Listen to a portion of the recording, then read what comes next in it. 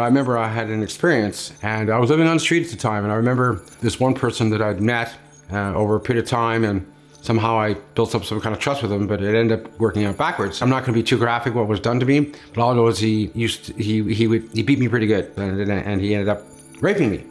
I didn't tell anybody, didn't say anything, and I was taught to shut up, not say a thing. At around 14, 15 years old, I went through sexual violence. It was kind of violence that included physical, emotional, and I was so vulnerable at that time.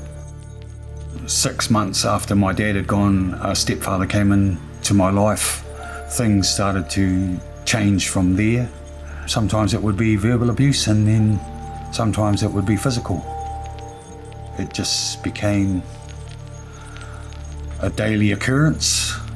At the age of 6 to 7 years, I was doing a lot of gymnastics, and I was standing on my hands, and then a help in the household touched the most intimate part of my body.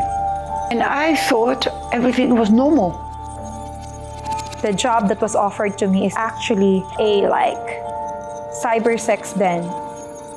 Customers would come online to us and would instruct us what to do.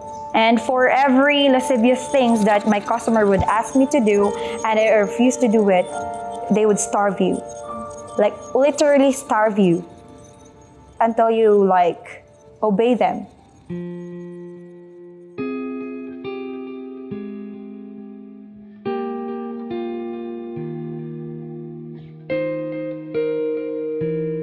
I couldn't talk, I couldn't say a word, nothing. You go to the deepness of being lost and not knowing where to are, and you come into a world of darkness. It was as if I was torn away. I'd started to perpetrate violence myself, and over the years became a full-on perpetrator of domestic violence to partners over the years.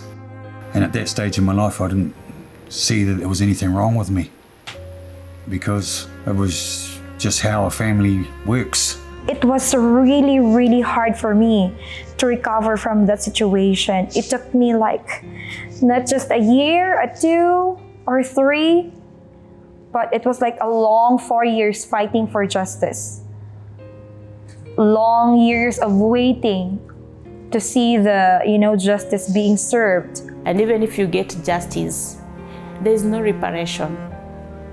So the perpetrator has been arrested. Then what? What after that? Once you've gone through sexual violence, you're a victim, and you remain to be a victim.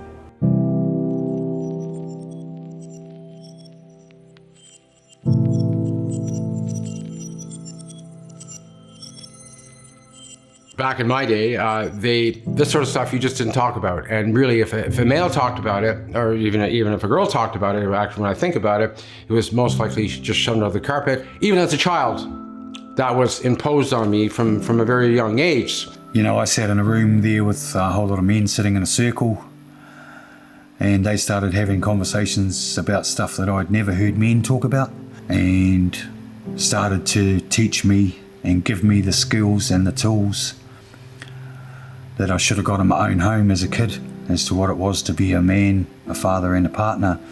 If only my family were aware of this kind of evilness existing in the world, they could have stopped this to happen. Talking about this will help others come out that haven't talked about it. I waited almost 50 years before my conversation came about it. Information about sexual violence should be given to children. We're going to break the cycle. Stop the harm, exactly. Pay attention to your children. If nobody else will, well then I will. Just to get this going, to change for change.